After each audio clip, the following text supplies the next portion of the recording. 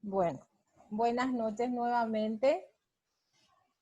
Como ustedes saben, nosotros ya hemos desarrollado en su totalidad nuestra unidad del 1 al 12, pero como estamos en una pandemia, no querría dejar de hablar con ustedes lo que es el COVID-19. Ustedes ya saben de manera global lo que es, cuáles son las causas, cómo se contagia, cuáles son las medidas de prevención, pero de todas maneras tenemos que estar un poco tocando este tema para refrescar la memoria. Bueno, ¿qué es coronavirus? Entonces, como ya les dije, que son una extensa familia de virus. Es un virus realmente muy letal, muy agresivo, que puede causar enfermedades tanto en animales como en humanos. Acuérdense que supuestamente el primer caso se dio en aquellos chinos que consumieron caldo de murciélago, al parecer. Y esto nos da la pauta de que sí podría haberse contagiado, ¿verdad?, a través de esos animales, porque como ustedes se dan cuenta de que puede causar enfermedades tanto en animales como en humanos. En los humanos se sabe que varios coronavirus causan infecciones respiratorias que pueden ir desde el resfriado común hasta enfermedades más graves como el síndrome respiratorio de Oriente, MERS, y el síndrome respiratorio agudo severo, que en un momento dimos también el SARS, ¿verdad?, que es su sigla en inglés. El coronavirus que se ha descubierto más recientemente causa la enfermedad por coronavirus COVID-19 porque es una mezcla de los dos. Bueno, como les dije al principio, puede causar enfermedades en humanos y en animales. Ustedes también ya tienen conocimientos a través de las prensas que fueron publicadas, ¿verdad?, de que este grupo de personas que fueron infectados en primer lugar o en primer grupo de contagios que tuvieron fueron aparentemente porque estaban consumiendo caldos de murciélago, ¿verdad? Bueno, entonces, para diferenciar un poco también que no solo puede aparecer en humanos, también en animales. Debemos de tener un poco también el conocimiento global de cuál es el periodo de incubación, y puede ser de 1 a 12.5 días. Se estima más o menos que podría ser de 5 a 6 días el periodo de incubación. Motivo por el cual entonces se espera ese lapso de tiempo para realizar el hisopado nasofaríngeo y confirmar si es relativamente esta patología. Saben también, no es nada nuevo lo que les voy a estar mencionando, que el modo de transmisión son gotitas, contactos y fomites. Acuérdense que contacto ya sabemos, ¿verdad?, que son motivo por el cual nosotros solicitamos y se solicitó a través de las redes sociales cuando se hizo las promociones que se mantenga el distanciamiento social de 1 a 2 metros inclusive, ¿verdad?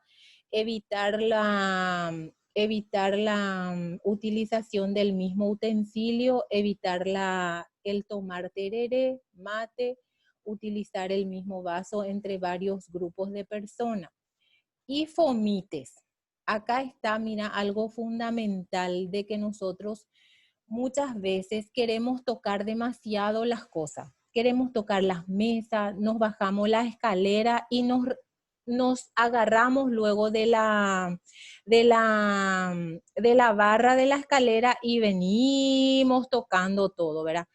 Nosotros tenemos que tocar lo menos posible todos los elementos que nosotros tenemos cerca. Puede ser, ¿por qué dice fomites? Porque fomites pueden ser las mesas, pueden ser las camas, ¿verdad? Y otros elementos que rodea al paciente o lo que está cerca de nuestro lugar de trabajo, ¿verdad? Y miren un poco, que la tasa de letalidad es bajísima, es 2% es la tasa de letalidad, ¿verdad? ¿Por qué?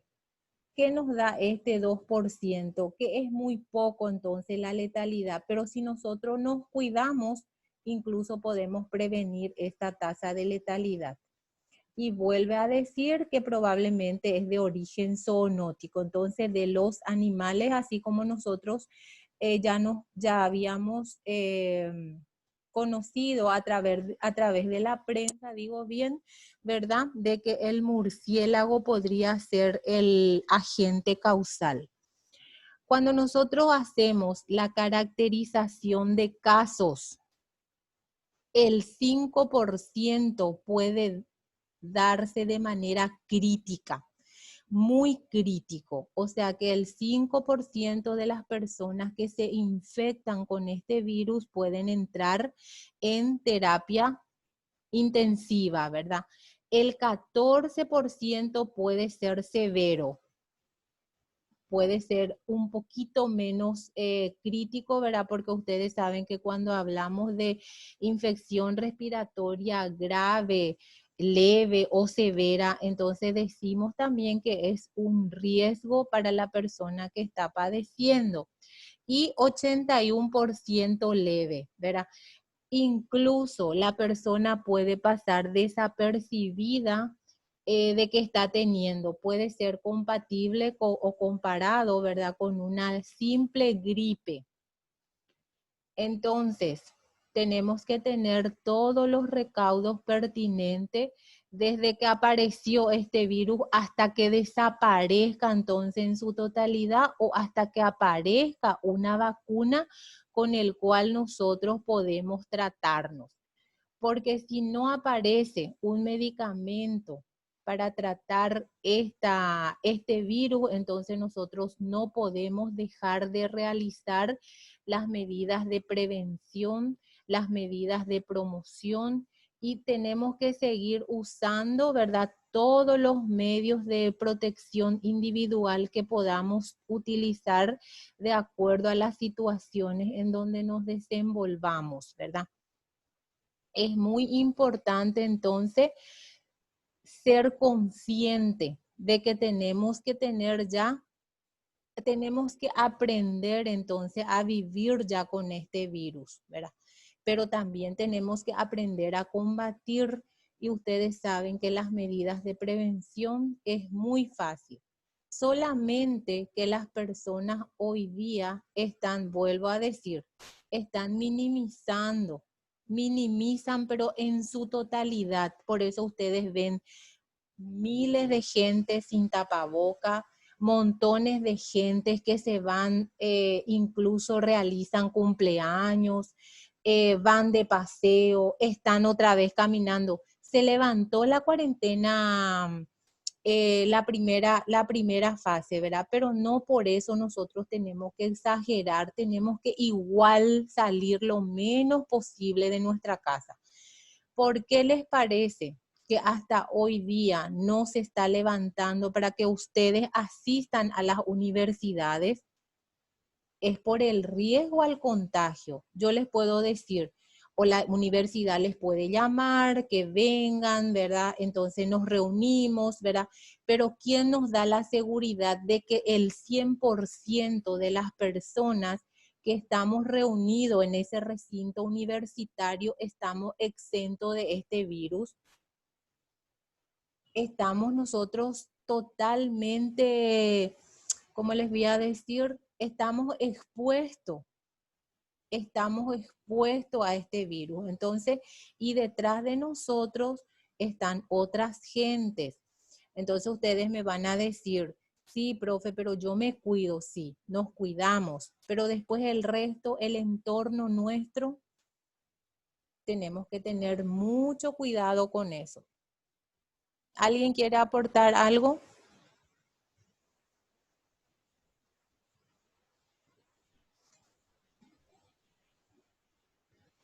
¿Alguna idea, algún concepto? Es cierto, profe, lo que vos decís. No se cuidan, no son conscientes la gente legalmente. Ujú. Muchas veces muchas veces no se le quiere decir también porque viste que reaccionan muy mal por Mm. vos. Así Eso, profe, el mismo. caso que yo te conté.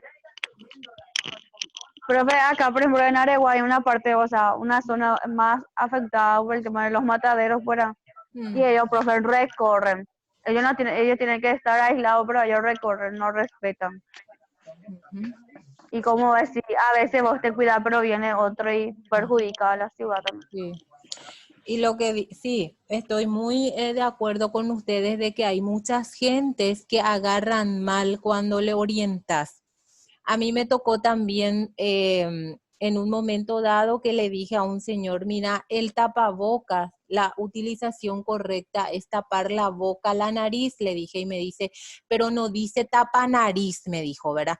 Entonces le dije, sí, tapaboca se llama, pero nosotros tenemos que la utilización correcta es la nariz y la boca, así que cuando se va a ventilar, le dije ahí porque me agarró, o sea que para no decirle de mala manera, le dije, nosotros en el ámbito hospitalario, le dije, cuando vamos a ventilarle con máscara de oxígeno al bebé, la referencia de colocación de esa máscara facial es mentón, boca, nariz, le dije, ¿verdad? Y así es lo mismo ocurre con el tapaboca. Se llama tapaboca, pero la utilización correcta es cubrir la boca y la nariz. Señor, le dije, ¿verdad?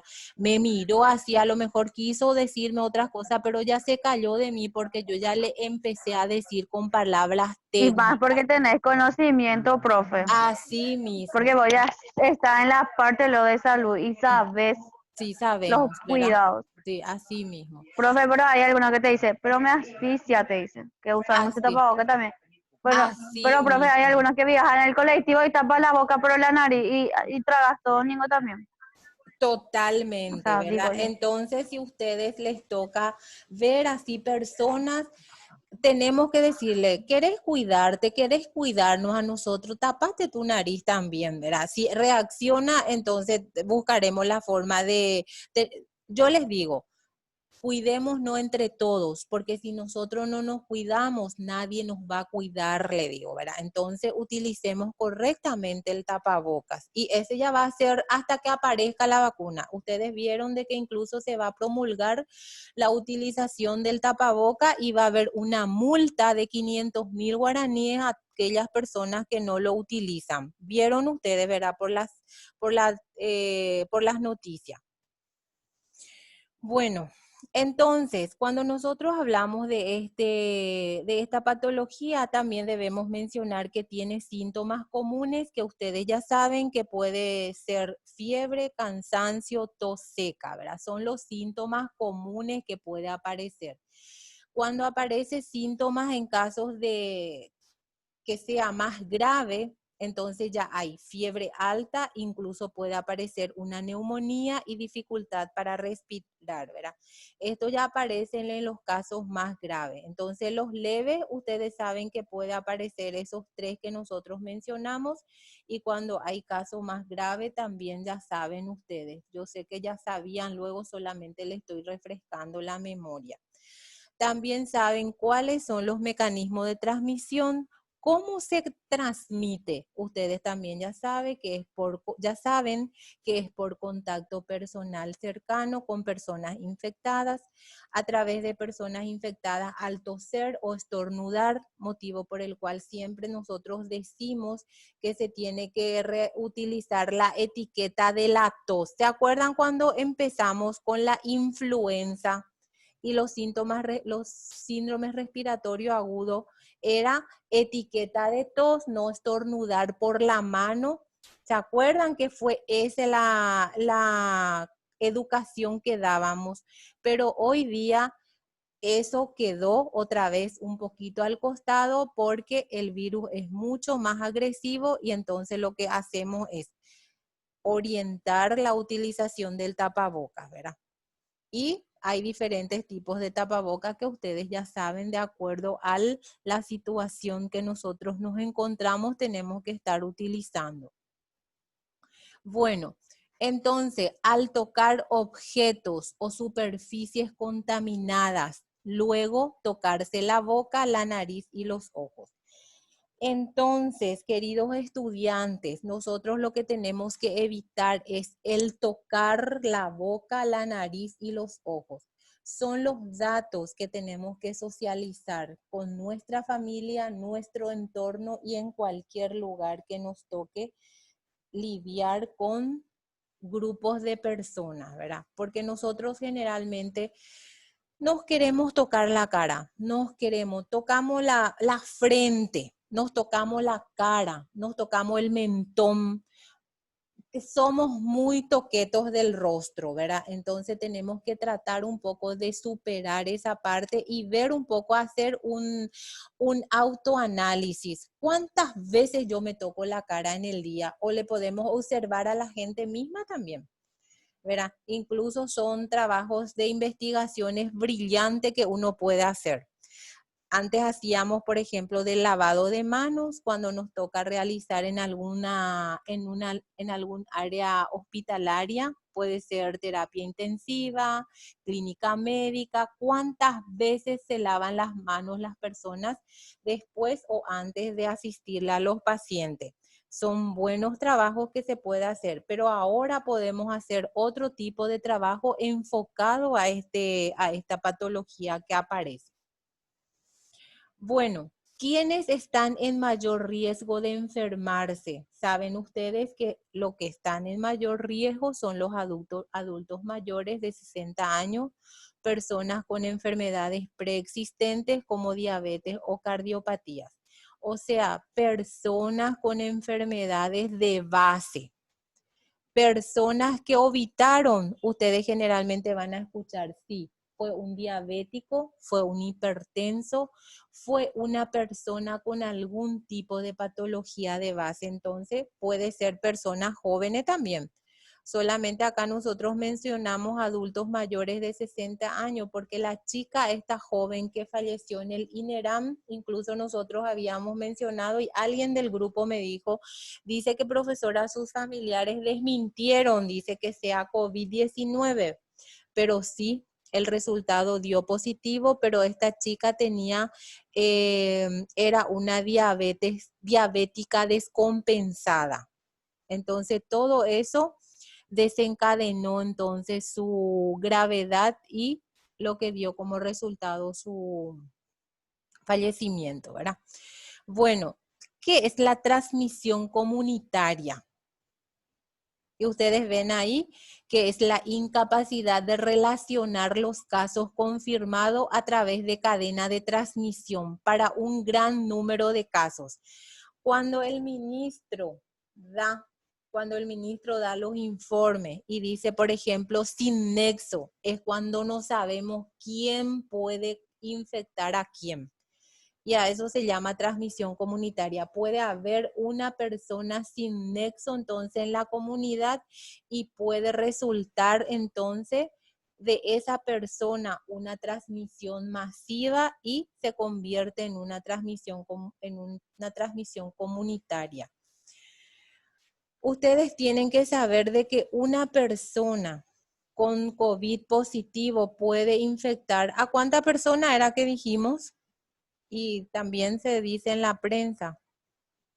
Si nosotros tenemos 15 personas infectadas sin nexo, ¿a cuántas personas pueden infectar esas 15? A ver. A 150 personas, porque la relación de contagio o de transmisión es 1:10. Entonces, una persona puede contagiar a 10 personas. Entonces, ustedes se harán, hagan un poco la conversión de los resultados epidemiológicos de hoy. ¿Cuántos sin nexo hay? ¿Quién ya vio el resultado de hoy? ¿O todavía no se posteó?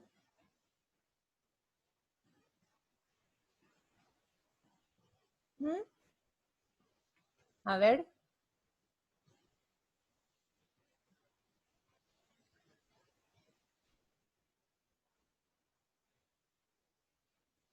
¿Quién ya vio?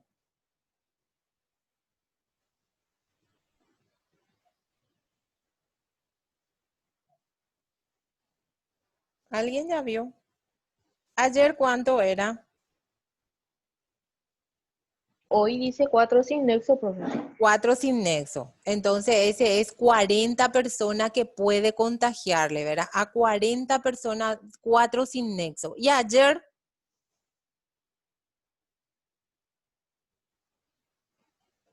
de ayer no tienen los datos.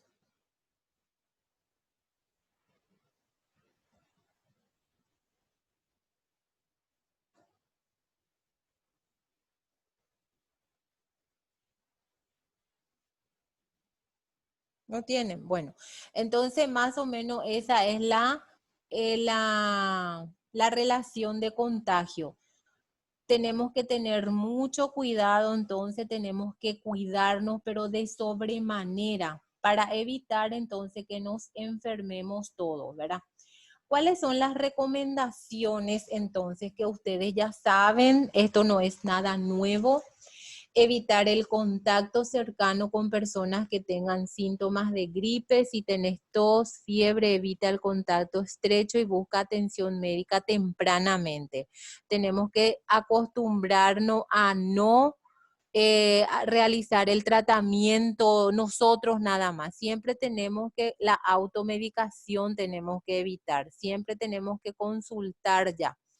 Al toser y estornudar, cubrir tu boca, nariz con la cara interna. Dice acá del codo un pañuelo desechable y desechar inmediatamente. Ya nada porque puede quedar con la ropa, por la ropa. Entonces ustedes mejor utilizar un pañuelo, ¿verdad?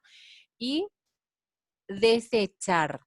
Evitar tocarse los ojos, como ya le dije anteriormente, la boca, la nariz, sin lavarse las manos. El lavado de mano tiene que ser nuestro amigo de siempre ya, siempre y siempre. Ya no tenemos que despojarnos de ese procedimiento. Es una rutina que debemos ya llevar siempre.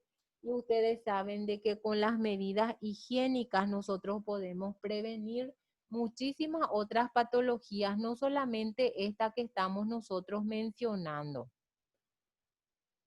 Y en los hospitales también tenemos que utilizar siempre y siempre.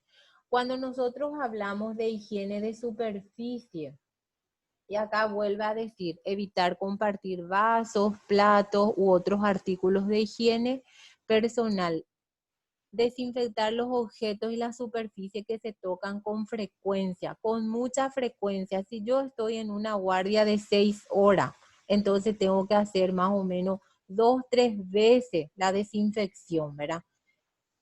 Se sabe por análisis previo que los coronavirus no sobreviven por mucho tiempo en superficies, objetos como cartas o paquetes, o sea que en los papeles. Pero acuérdense que las primeras informaciones que se había dicho decían de que sobrevivían incluso 3 días, 7 días, pero ahora van estudiándose cada vez más y entonces los datos están siendo reemplazados entonces por otros, ¿verdad?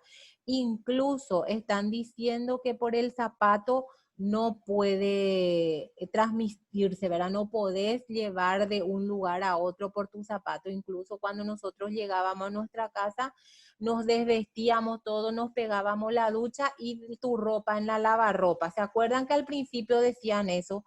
Después aparecieron otra vez otros datos que decían que por las ropas no quedaban mucho tiempo.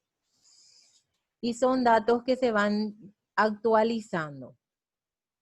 Cuando nosotros hablamos del lavado de manos, esto tampoco es nuevo para ustedes. Ustedes ya saben que el lavado de manos debe ser frecuente con agua y jabón. Se hace durante 40 a 60 segundos. En caso que no se cuente con agua y jabón, puede optarse por usar desinfectante para manos a base de alcohol, realizando el mismo procedimiento. Pero acuérdense de que ni el alcohol ni otro reemplaza al lavado de manos, ¿verdad? Muchas veces tenemos nosotros indicaciones de que si estamos en un área asistencial y no tenemos lavatorio muy cerca, incluso podemos realizar aplicaciones del alcohol gel hasta 3 veces y después ya lavarnos la mano, dicen las recomendaciones. Pero nosotros en la práctica nos damos cuenta que el mejor tratamiento es el lavado de manos, ¿verdad? ¿O qué dicen ustedes?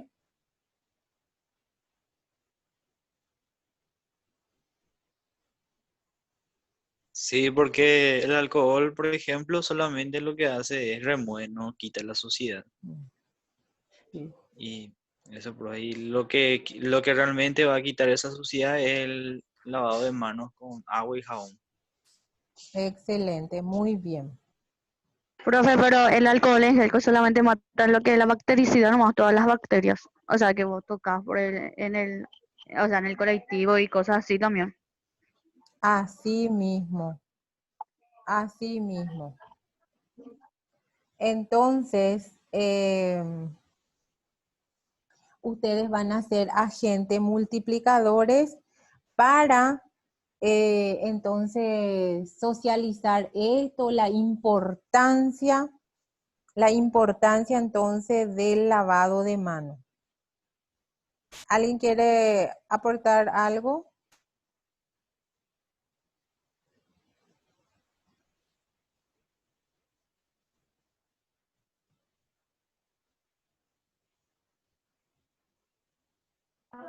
Profe, pero algunos, por ejemplo, no lavan correctamente la mano, por ejemplo, así, ni no dura lo que tiene que durar. Uh-huh. Y sí, ven, entonces no dura entonces el tiempo necesario del lavado de mano, entonces no realiza No, de y yo, por manera ejemplo, correcta. yo, por ejemplo, o sea, yo, profe, por ejemplo, yo me acostumbro cuando yo ya hago mis prácticas, o sea, ya tengo más o menos conocimiento, pero yo me voy hacia el súper y veo que gente lava su mano y no lava como tiene que lavar.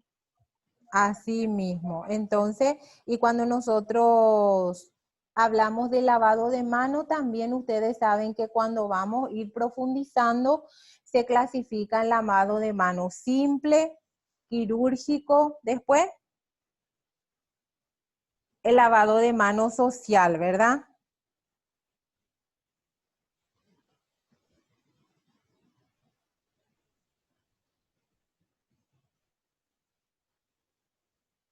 ¿Alguien quiere aportar algo?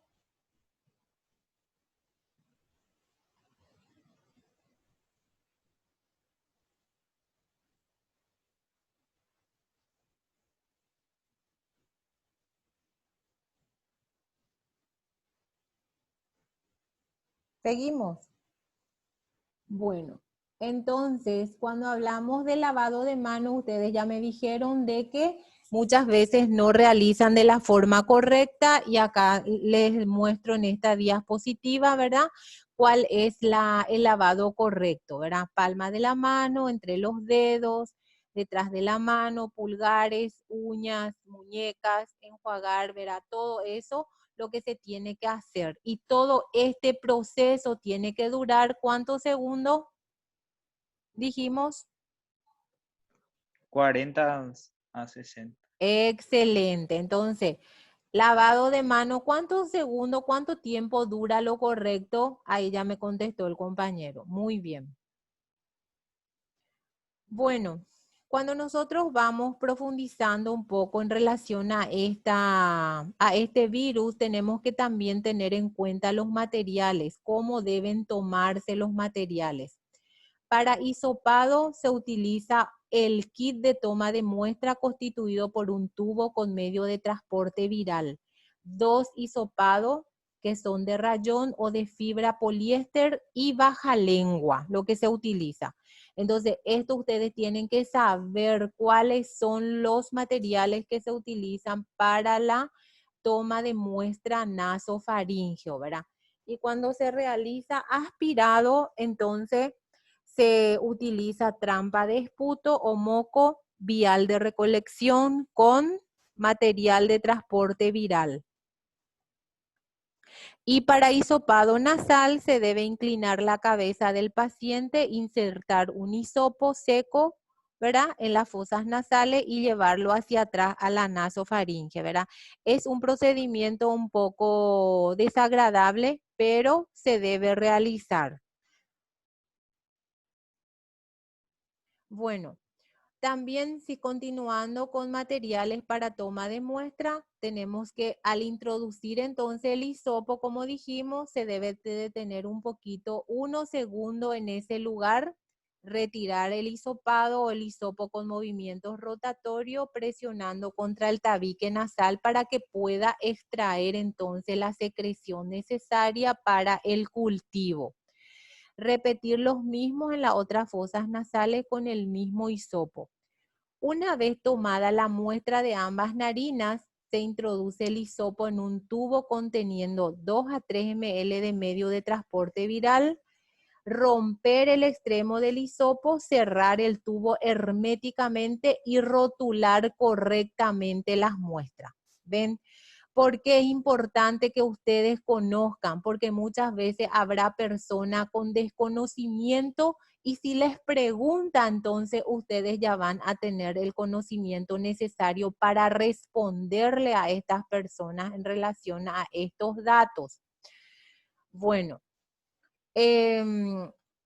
cuando hablamos nosotros de materiales para toma de muestra, tenemos que tener también en cuenta los hisopados para faríngeo. Acá se le pide a la persona que abra la boca, bajar la lengua con el depresor y con un hisopo tomar una muestra de la faringe posterior, evitando el contacto con las amígdalas. Introducir el hisopo en el medio de transporte, ¿verdad?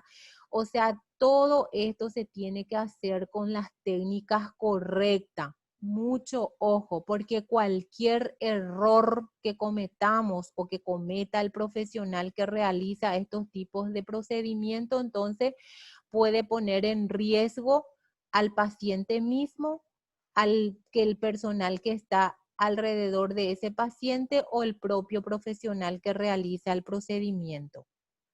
Y se realiza lo mismo también con los dos hisopos, pueden incorporarse en el mismo medio de transporte, incluso en el mismo medio o se pone en tubo separado. Eso también se puede tener en cuenta en caso que no dispongamos de dos tubos. Bueno, tenemos que desinfectar el exterior de los tubos con hipoclorito de sodio al 1% o alcohol al 70%, una vez que se haya introducido ya los hisopos adentro. Se coloca los tubos bien identificados en una bolsa de plástico y luego en un contenedor herméticamente cerrado. Generalmente es un termo, porque estos materiales deben ir refrigerados. Y ahí ustedes tienen en el tercer ítem. Mantener refrigerado el contenedor cerrado herméticamente hasta el momento de ser remitido al Laboratorio Central de Salud Pública. Entonces, se debe remitir en la brevedad posible dentro de las 48 horas. Acuérdense también del tiempo de transporte. También las muestras serán remitidas, ya dice, ese como una retroalimentación, serán refrigeradas y empaquetadas en triple embalaje acompañadas de las fichas de notificación epidemiológicas debidamente llenadas. Acá también suele ocurrir algunos errores, ¿verdad? Porque la elaboración de las fichas epidemiológicas muchas veces son incompletas. Entonces, mucho cuidado con el buen llenado, entonces, de estas fichas de epidemiología. La ficha de notificación se colocará en bolsas de polietileno y fuera del contenedor de la muestra de tal manera a resguardar lo de la humedad del refrigerante y de cualquier contacto accidental con la muestra. Y se debe tener en cuenta las guías de la Organización Mundial de la Salud para el transporte seguro de sustancias infecciosas y muestras de diagnóstico, ¿verdad? Entonces se tiene totalmente en cuenta todo lo que manifiesta el protocolo, todo lo que describe entonces el protocolo, se plasma en esta manipulación y conservación de transporte de las muestras, ¿verdad? Y son datos muy importantes que ustedes tienen que manejar y motivo por el cual entonces trabajé con esto y les estuve presentando. ¿Alguna pregunta? No, profe, todo claro. Clarito. Bueno, entonces ustedes solamente van a estar mirando una o dos veces y ya van a tener un conocimiento global de todo lo que estamos hablando. ¿Otra preguntita?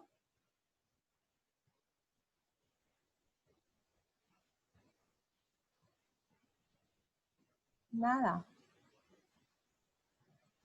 Bueno, entonces vamos a hablar un poco de los exámenes de evaluación.